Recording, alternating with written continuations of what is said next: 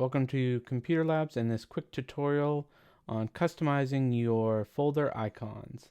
And right now we have 4 different example icons that we'll be walking through step by step. There are a total of 4 steps that we'll be going through to change any of your standard folder icons into a customized version of that. And depending upon the different steps, we can go from a basic icon all the way up to a different color, and lastly a completely custom icon we can also make available. Okay, so let's get started.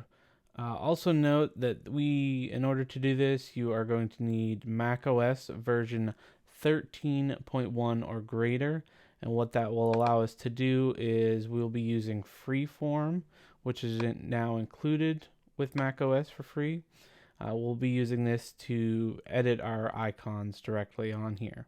So just note that you need, again, macOS version 13.1. And in order to access custom icons for any folder, the first thing you'll want to do is right click on the actual icon and go down to Get Info. And what that will do is that will bring up this folder information pane. And to actually edit the icon, you can click on it. You'll see a small halo around the icon. You can make sure it's highlighted, and then do Command C to copy. So that will copy that existing icon to the clipboard. So we're going to go ahead and close this window.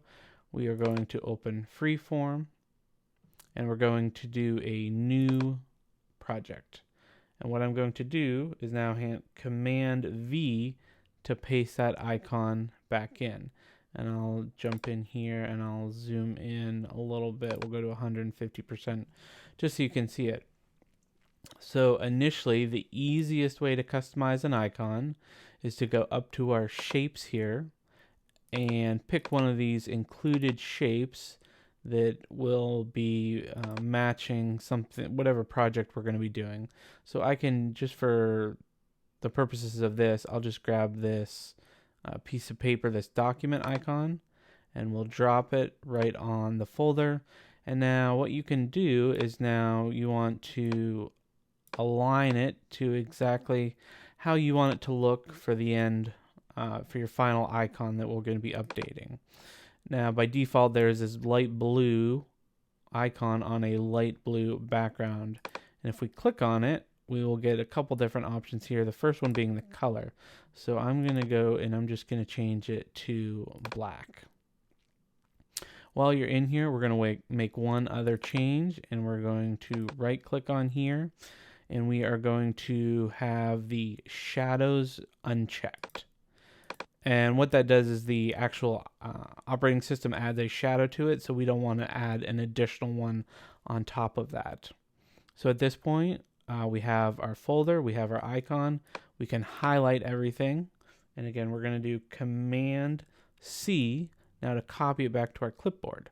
So we pasted it in here originally to have our original template. We added a symbol from our list of symbols, we highlighted everything, and then we copied it. So now that that's on our clipboard, we're going to minimize out of here. We're going to go back into our folder that we want to update. We're going to right click again, go to Get Info. I'm going to click again on the icon, make sure it's highlighted, and I'm going to do Command V, which will paste it in. And there you can see our preview icon has updated. We can now exit out, and we have created our first custom icon. Okay, for our second icon, we are going to improve upon it by using custom icons that we will download from the internet. So again, we are going to go back to Freeform. So we have our existing icon here. I'm going to click on it, and I'm going to delete that original, just that shape that we had. But now what we want to do is to make it, to give us some additional options. We are going to jump into Safari or whatever browser you want to use. We're going to go to iconfinder.com. Okay. And then we can choose and search for now there's lots of icons here. Some of them are free. Some of them are also paid for to download. Right now we'll just stick with the free ones. The example here I had was a light bulb. So we're going to search for a light bulb, and then we're going to also make sure we go to our free selection. Now here you can pick any one of these that you would like, and we're going to go ahead and download it. I'm going to pick this one here, and I'm going to hit download PNG, and it is downloaded. So we'll close out of this. What I can do is, now that I have my downloaded image, I can go up to edit, and we're going to copy this. So we have copied this icon to our clipboard. We'll go ahead and close this, go back to Freeform. Again, we have our template. And again, this one we have already removed the shadow on. If you're using a new one, don't forget to remove the shadow. It'll just make it appear better for the final image. And I'm going to hit Control V, and I'm going to paste that new icon. So this one is large. You can see, you can use your guides to snap it to the center, but what we're going to do, we're going to size it down. We're going to use a center guide, and what I have found is visually, it's not best to align them to this lighter part. You want to align them so roughly the top and bottom spacing is equal. Once we have our new icon, again, I'm going to highlight it, make sure everything's copied. I'm going to do Command C to copy that image to my clipboard. We'll minimize it. Again, we'll go to our icon folder that we want to change. We're going to right click, get info, highlight again our folder icon, and again do Command V to paste in our updated icon folder. And there we have it. There is our second one. And this time we used a custom icon from iconfinder.com. Okay, now for our third option, we are again start with a blank icon in Freeform. Hold on, let me undo that. I had both of them selected, so I just want to make sure I have my icon selected. I'm going to delete that. And we're going to actually zoom in a little bit more. So there is no easy way to just change the color of this folder. You kind of have to overlay a shape on top of that. And in order to do that, we're going to go up here and we're going to find our closest shape that matches the existing shape.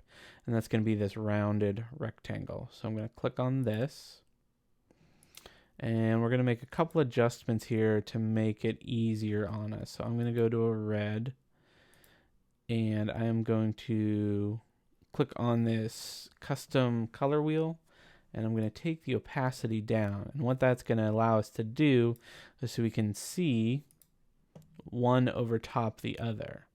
And we're going to start by aligning all of the four shapes so that it matches the edges of the existing shape. Now with this one, it can be a little bit difficult. So I'm using my Option key and clicking because it will tend to snap. So let's see if I can try this. So we have everything roughly aligned at the same size as the image below it. And the next thing we need to do is we can adjust the corner. Okay, so we have our shape here. It's roughly the same size, but we still have to adjust our corners. So again, I'm going to select the shape, and if you grab this green slider on the upper left-hand corner, you can move the corners and adjust the rounded size.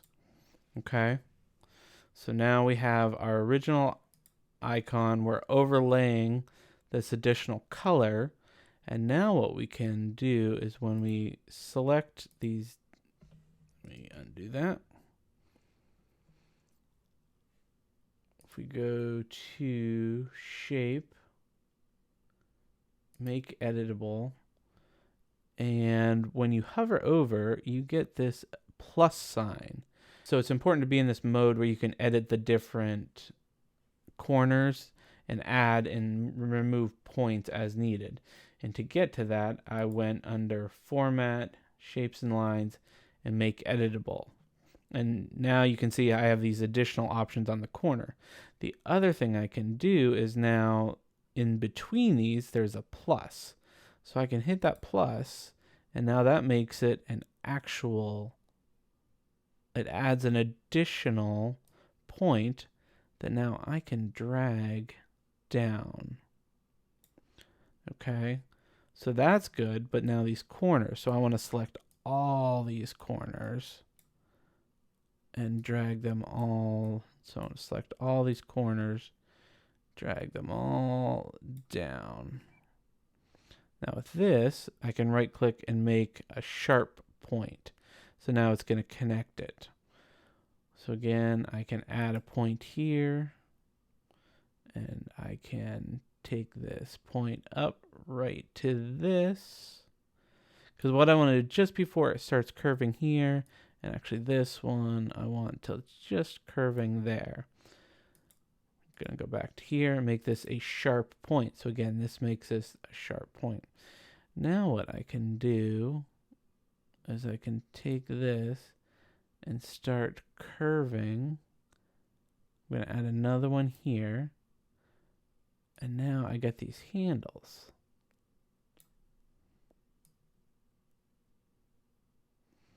And all I'm trying to do is follow the same existing contour. So now, and you could play around with it, but you get the general theory on how it works here. I can change the color, go back to here, make it translucent, and kind of depending upon which color you have, how much color mixing there is, you can get different options for the actual icon. Now this isn't perfect. You can see I have some cleaning up to do, but again, for the purposes of this video, you'll be able to do it your own, create your own color here. So I'm going to close this. And then, just like the last time, we can select a new shape. Let's find something here. We'll just pick our key again, line it up to the center. And again, it looks like I'm looking for roughly the same spacing here as I am here. So it still looks a little high. Again, here and here, everything looks good. I don't like the blue. I'm just going to keep it simple and go for a black color in this case. And to go back to that, to get it back to set the actual icon, I'm going to make sure I have everything highlighted. I'm going to do Command C, which is going to copy the entire icon with all my edits to the clipboard. Minimize. Find my icon that I want to change, right click, get info. Click on the icon, making sure I have this outline again, and Command V to paste. And there we go. So now we have 3 different icons, 3 different styles, 3 different levels of complexity depending upon your needs. A very simple one, just using one of the shapes. A more complicated one, we downloaded a custom icon from iconfinder.com. And then the third one here, we had to create an outline. We were able to then use a transparent color to kind of change the shading of it. And we also added a custom icon to that. So the last and final option is kind of a hybrid of what we've been doing. It is the easiest, but it is the least customizable. So if you have no artistic skills or don't want to take the time or to go into Freeform, or you don't even have Freeform, maybe you have an older version, what you can do is you actually can use a completely custom icon right from iconfinder.com. So we will go back to Safari. we'll go to iconfinder.com, and this time we're going to pick up a red folder. And of course, there are many different styles to choose from. Select on the free one if you don't want to purchase an additional icon.